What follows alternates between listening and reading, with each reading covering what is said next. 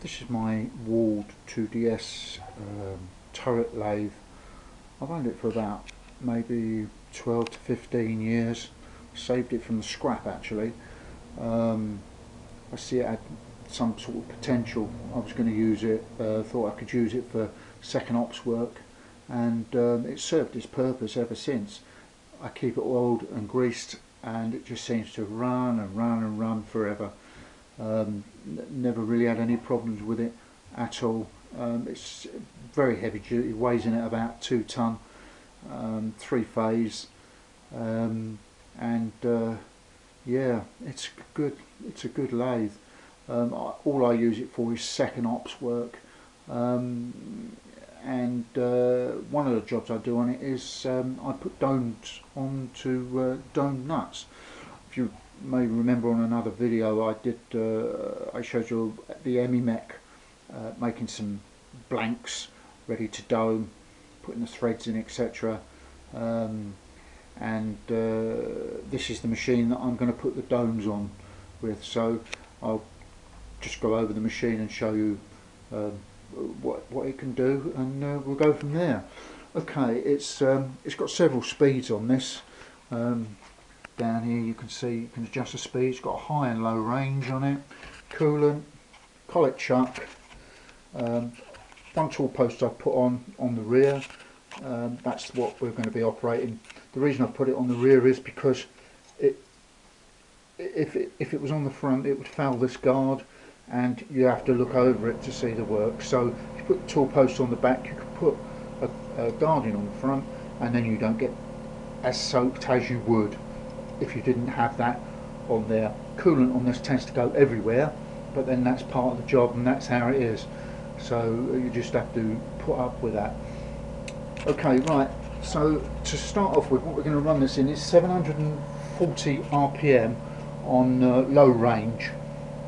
So that's set there, the speed is already set 740, and that will be on B, and that's for the low range. That's there. Coolant is there. Right, let me show you this first before I turn the coolant off. Okay, the back tool post, the cutter is in the back tool post. It's upside down, obviously because of the direction of the spindle. It needs, if you put the tool post in the back, it has to be upside down. If you put it in the front, it has to be facing upwards, up the right way. So the form tool is in there, it's upside down. Collet chuck, spigot, 10mm, 1.25 pitch. That's the blank that we made on the EMI. We can just screw that onto that. Spanner, just to nip it. Doesn't have to be tight at all, because the tool, the direction that's going, the tool will keep it on the thread, on the spigot. It won't undo the spigot. Okay, coolant on. Switch the motor on. Now what we're going to do is we're going to draw this in to the work, and we're going to bring it in, and then 5 thou before it's dead stop. We release it back to clear the swarf, and then bring it back in again for its final 5 thou finishing cut, and that should put a lovely nice finish on the nut itself. So let's give it a try.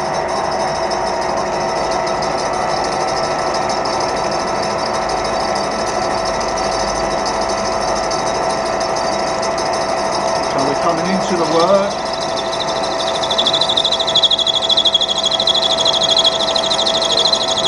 Not fighting with it, it's just coming in nice and softly.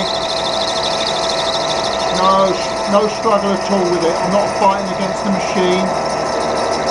I can hear it now, it's hitting the hex. It's catching on the hex, so it's taking the hex off.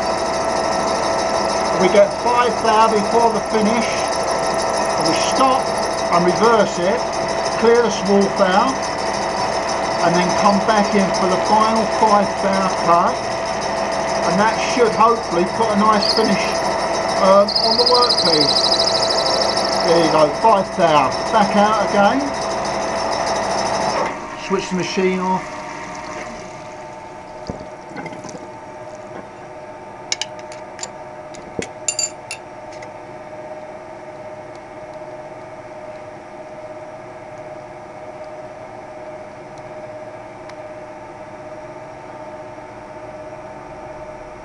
And there you go.